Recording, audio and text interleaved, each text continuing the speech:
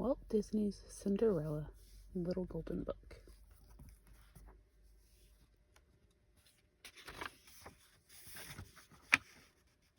Once upon a time, in a faraway land, lived a sweet and pretty girl named Cinderella.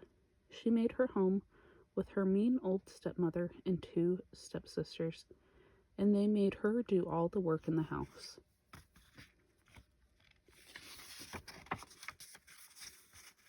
Cinderella cooked and baked. She cleaned and scrubbed. She had no time left for parties and fun.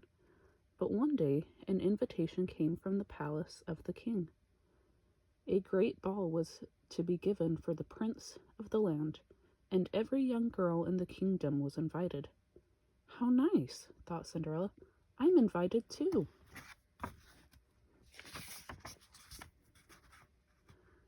But her mean stepsisters never thought of her. They only thought of themselves, of course. They had all sorts of jobs for Cinderella to do.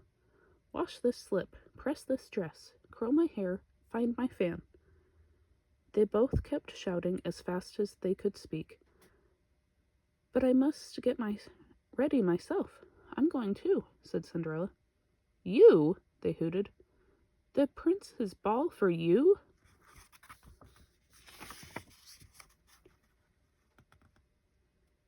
And they kept her busy all day long. She worked in the morning while her stepsisters slept. She worked all afternoon while they bathed and dressed. And in the evening she had to help them put on the finishing touches for the ball. She had not 1 minute to think of herself. Soon the coach was ready at the door. The ugly stepsisters were powdered, pressed, and curled. But there stood Cinderella in her workaday rags.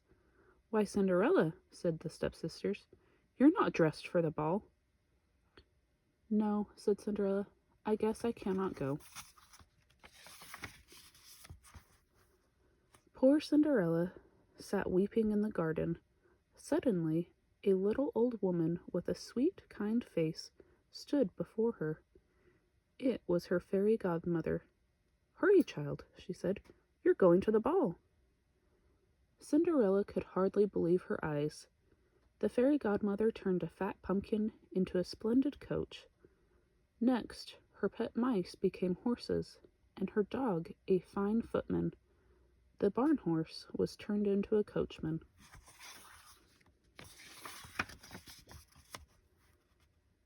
There, my dear, said the fairy godmother.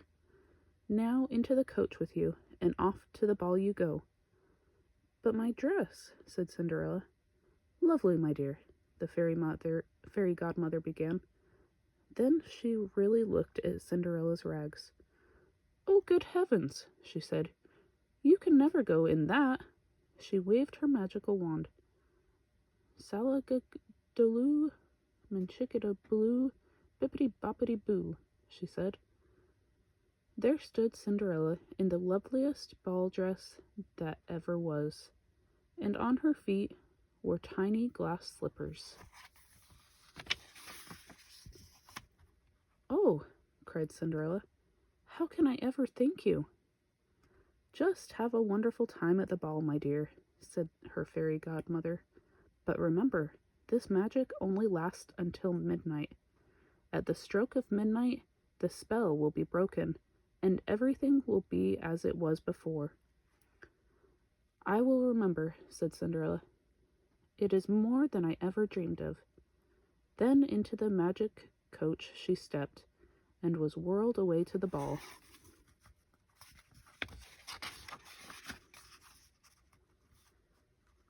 And such a ball! The king's palace was ablaze with lights. There was music and laughter, and every lady in the land was dressed in her beautiful best. But Cinderella was the loveliest of them all. The prince never left her side all evening long. They danced every dance. They had supper side by side, and they happily smiled into each other's eyes.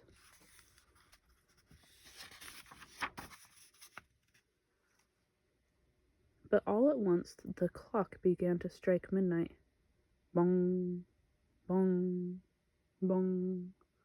Oh, cried Cinderella, I almost forgot." And without a word, away she ran, out of the ballroom and down the palace stairs. She lost one glass slipper, but she could not stop. Into her magic coach she stepped, and away it rolled. But as soon as the clock stopped striking, the coach disappeared, and no one knew where she had gone.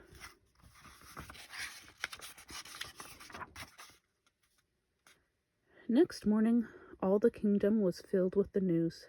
The Grand Duke was going from house to house with a small glass slipper in his hand, for the prince had said he would marry no one but the girl who would wear that tiny shoe. Every girl in the land tried hard to put it on.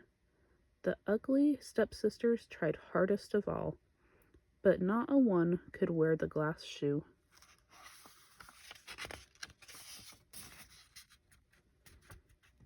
And where was Cinderella? Locked in her room, for the mean old stepmother was taking no chances of letting her try on the slipper. Poor Cinderella! It looked as if the Grand Duke would surely pass her by. But her little friends the mice got the stepmother's key, and they pushed it under Cinderella's door. So down the long stairs she came, as the Duke was just about to leave.